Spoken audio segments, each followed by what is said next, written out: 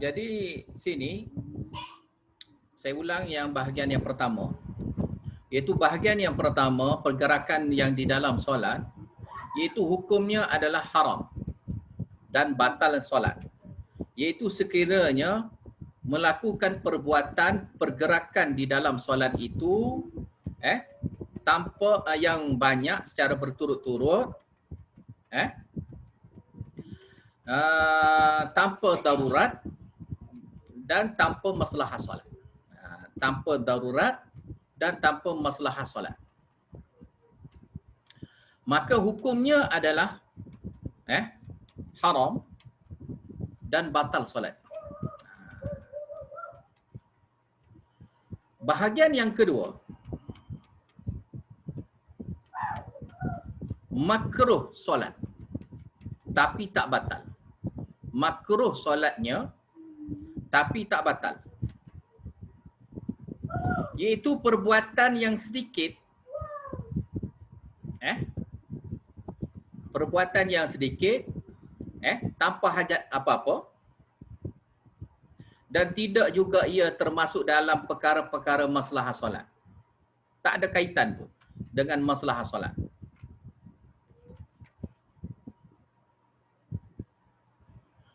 Seperti apa? Seperti betulkan pakaian, betulkan pakaian, betulkan kepiah. Piah dah betul dah, tapi nak betul-betulkan lagi. Serban tu nak betul-betulkan lagi, ataupun kain tudung tu nak betul-betulkan lagi. Kain telekung tu nak betul-betulkan lagi. Tak ada apa-apa, gatal-gatal pun tak ada, tapi nak bergerak juga. Tapi kalau adanya hajat, yang ada hajat, itu tak mengapa kan. Ini yang mana dia tak ada perkeperluan itu, tak ada gatal-gatal pun tak ada, saja-saja je nak main-main lekat tepiak dia, nak main-mainnya kopiah dia ketika solat.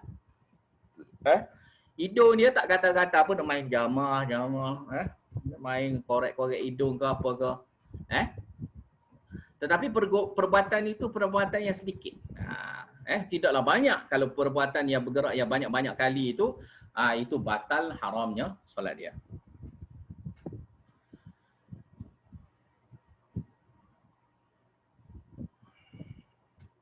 Kenapa ini makruh? Kerana ternafi khusyuk. Mana dia solat dia jadi tak khusyuk. Solat dia tu jadi tak khusyuk.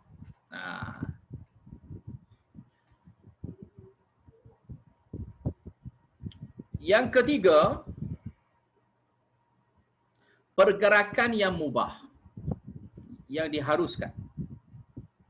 Dia bergerak tapi hukumnya harus. Itu pergerakan yang sedikit dengan hajat. Maka barangkalinya hadis yang kita dah baca tadi, iaitu hadis yang ke-91 yang tentang dukung anak kecil ni, mungkin juga termasuk dalam bab. Termasuk juga dalam bab ini.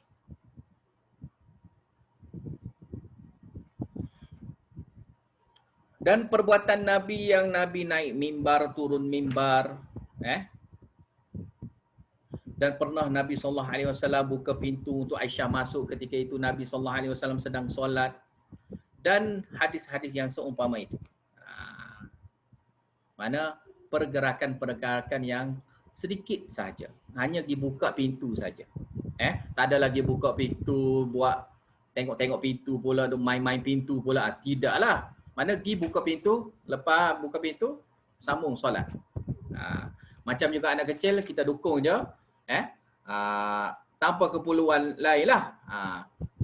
Kalau anak kecil tu menangis, kita gosok-gosok sedikit kadang-kadang, itu tidak mengapa. Tapi kalau saja-saja tak ada pun, kita duduk main pula, usap dia saja-saja pula, nak betul baju dia lah apa semua sekali, itu termasuk dalam bab lain. Contohnya anak kecil kita dah dukung dia, lepas tu kita duduk main pula baju dia, main pula baju-baju dia, itu hukum termasuk dalam bab yang haram batal solat pula.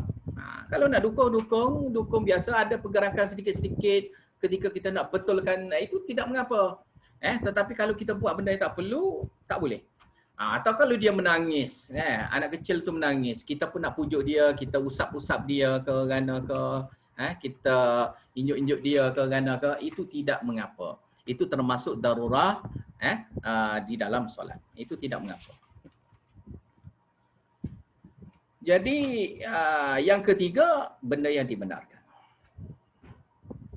Yang keempat. Yang keempat ini ada kaitan juga yang pertama tetapi yang berlawanan dia, iaitu pergerakan yang disyariatkan. Pergerakan yang disyariatkan. Mana yang keempat ni mana sunat pula gitu. Mesti kita kena buat gitu. Iaitu pergerakan ini yang disyariatkan ini yang ada kaitan dengan solat. Yang ada kaitan dengan nak mengelokkan solat. Seperti contoh kita ke depan, kita ke depan saf, contohnya kita duduk saf belakang tapi nampak saf depan tu ada lagi kosong, kita pergi ke depan, itu boleh. Itu disyariatkan juga kita buat gitu.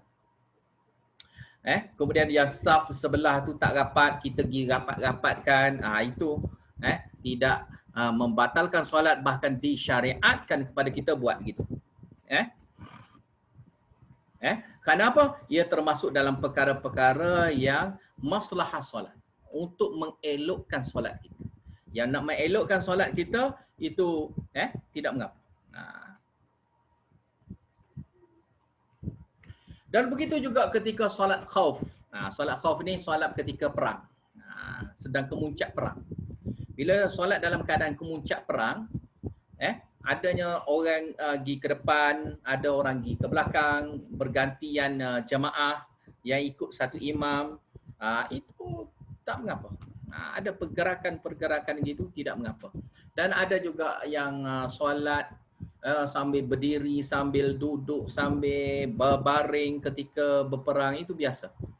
Dan ada pergerakan yang sesuai sambil pegang senjata, mungkin kita akan tembak, ataupun kita akan menghunuskan pedang ke apa ke, jika ada keperluan-keperluan gitu, itu tidak mengapa. Ini termasuknya perkara-perkara yang sabit dengan syariat kerana adanya maslahah solat.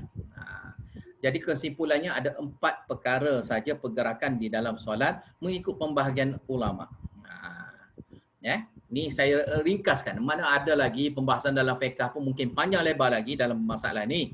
Tetapi ini diringkaskan dengan 4 perkara. Satu yang haram batal solat, satu lagi makruh, satu lagi pergerakan yang mengharus, satu lagi yang disyariatkan. Mana 4 dah.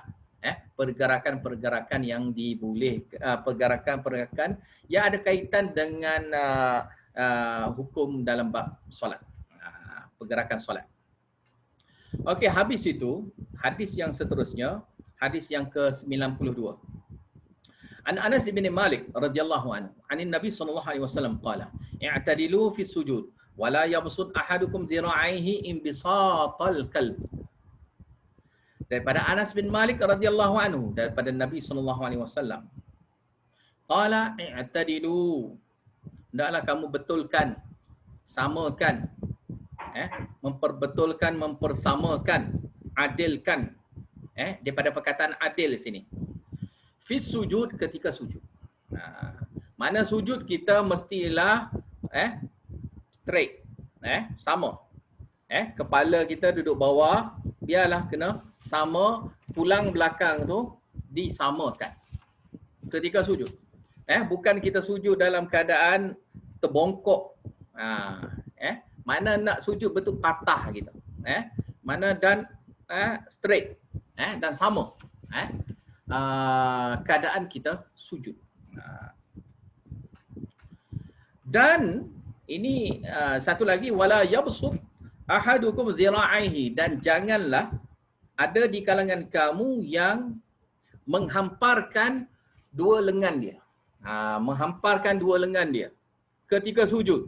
Mana hamparkan ke lantai, hamparkan ke tanah, rapatkan lengan dia, yakni tidak mengangkat siku dia, tidak meninggikan siku dia.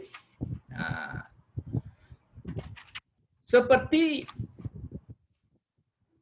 Imbisatal kalb, seperti hamparan kaki kaki tangan anjing. Hamparannya anjing. Jadi cara anjing itu menghamparkan lengan dan kaki dia, kita panggil anjing kan biasa dua depan dia letak gitu. Maka itu contoh yang paling mudah. Mana kita tengok anjing macam mana dia hampar, gitulah yang dilarangnya kita solat. Dan ini juga menguatkan lagi makna betulkan sujud. Sebab apa? Bila kita rapatkan gini, maknanya belakang kita tu jadi turun, tidak jadi tinggi, dia akan jadi turun. Jadi macam kita nak rapat, perut kita semua sekali ni rapat ke tanah. Ketika sujud. Jadi cara sujudnya biar kita angkat tinggikan, belakang kita tu tinggikan, dan termasuk juga siku kita tu kita tinggikan. Supaya tidak jadi hamparan seperti mana hamparan anjing. Dan solat ini sebenarnya kali banyak contoh-contoh yang mana Nabi SAW memberitahu cara yang seperti mana binatang buat itu tidak dibolehkan. Dilarang kita solat seperti mana cara perbuatan binatang buat. Seperti mana contoh kita turun sujud seperti unta ada disebut, seperti anjing, seperti binatang buas ada disebutnya, kiasan-kiasan daripada Nabi SAW. Dan contoh-contoh gini yang Nabi beritahu ni memberi kemudahan kepada kita untuk memahami cara macam mana yang tak betul. Mana cara yang betul adalah kita meninggikan. Jadi daripada hadis ini adalah disyariatkan kita memperbetulkan sujud kita. Mengikut cara sujud yang disyariatkan. Dan daripada hadis ini juga adalah larangan menghamparkan dua lengan seperti mana anjing ketika sujud. Kenapa antaranya hikmah sini? Kenapa? Karenanya sekiranya kita menghamparkan gini akan menggambarkan kemalasan di dalam solat. Bila ada kemalasan maka menafikan khusyuk. Kita tak boleh menzahirkan kemalasan dengan perbuatan kita. Menzahirkan kemalasan dengan perbuatan kita akan nampaknya kita ini tidak khusyuk, tidak bersungguh. Tidak bersungguh dalam melakukan perkara. Contohnya kalau kita ada suruh siapa-siapa, suruh buat, dia pun teleng-telengnya kepala nak buat, malas-malasnya dia, kaki pun orang panggil eret kaki, tarik kaki dia gitu je, tak angkat kaki, jalan pun perlahan-perlahan dengan buat mukanya apa semua sekali, itu dizahirkan kemalasan ataupun dizahirkan ketidakpuasan hati. Jadi dalam solat kita tak boleh solat dengan cara orang malas, solat seperti mana orang yang macam dalam pasaan, ataupun macam solat orang yang nak memprotes, tak suka. Tidak bolehnya kita solat dengan cara ini. Dan antara yang lain, tak bolehnya kita buat solat itu jadi sama dengan haiwan, sama dengan binatang. Maka akan menafilah kemuliaan kita sebagai manusia. Kita sebagai manusia sepatutnya lebih mulia daripada binatang-binatang itu. Mana kita zahirkan kemuliaan kita dengan kita melakukan solat yang sebenar yang disyariatkan oleh Allah Subhanahu wa taala.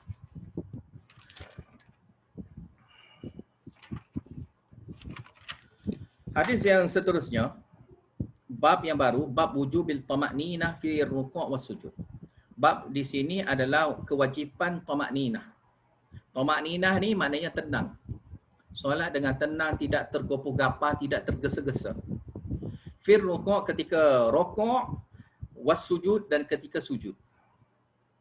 Hadis yang ke-93, an Abi Hurairah radhiyallahu anhu anna Rasulullah sallallahu alaihi wasallam dakhala al-masjid fa dakhala rajulun fa shalla thumma jaa fa sallama ala nabi sallallahu alaihi wasallam fa qala irji' fa salli fa innaka lam tusalli fa raja'a fa shalla kama shalla thumma jaa fa sallama ala nabi sallallahu alaihi wasallam fa qala irji' fa salli fa innaka lam tusalli thalathan fa qala walladhi ba'athaka bil haqq ma uhsinu ghayrahu fa'allimni. Faqala idza qumta ila shalah fakabbir, thumma qra' ma tayassara ma'aka minal Qur'an, thumma rka' hatta tatma'inna raki'an, thumma rfa' hatta ta'tadila qa'iman, thumma isjud hatta tatma'inna sajidan, thumma rfa' hatta tatma'inna jalisan.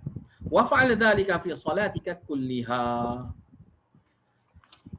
Hadis ini yang saya dah beritahu dah sebelum pada ni dipanggil hadis al-musi' fi solati.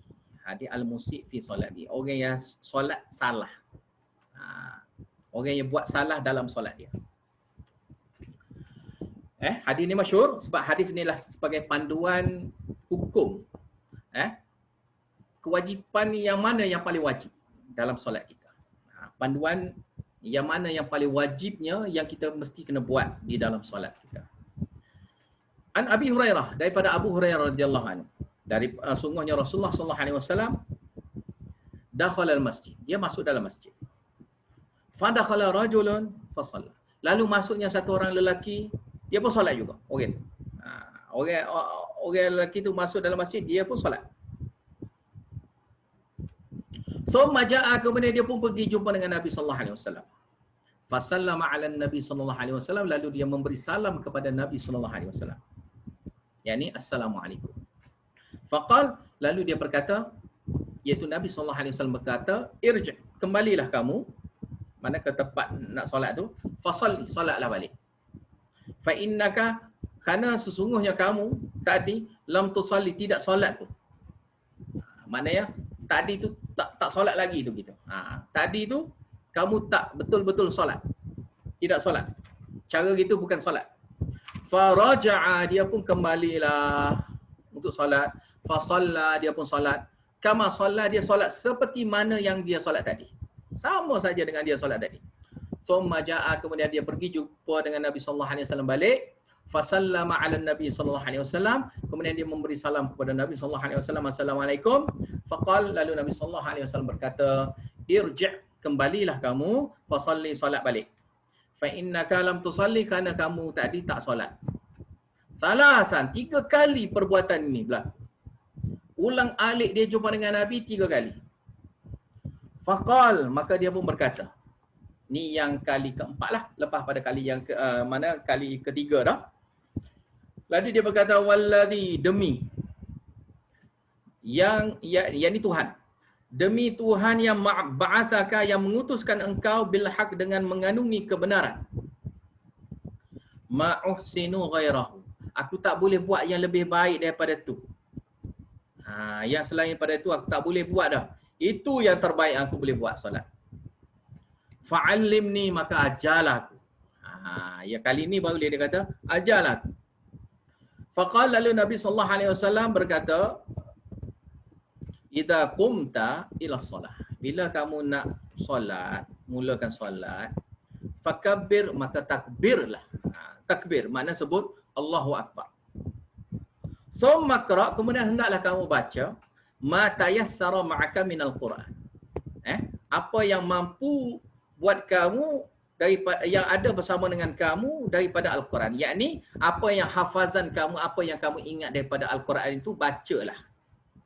Thumma rka', kemudian hendaklah kamu rokok, hatta tatma'inna raki'an, sehinggalah kamu tenang dalam keadaan rokok.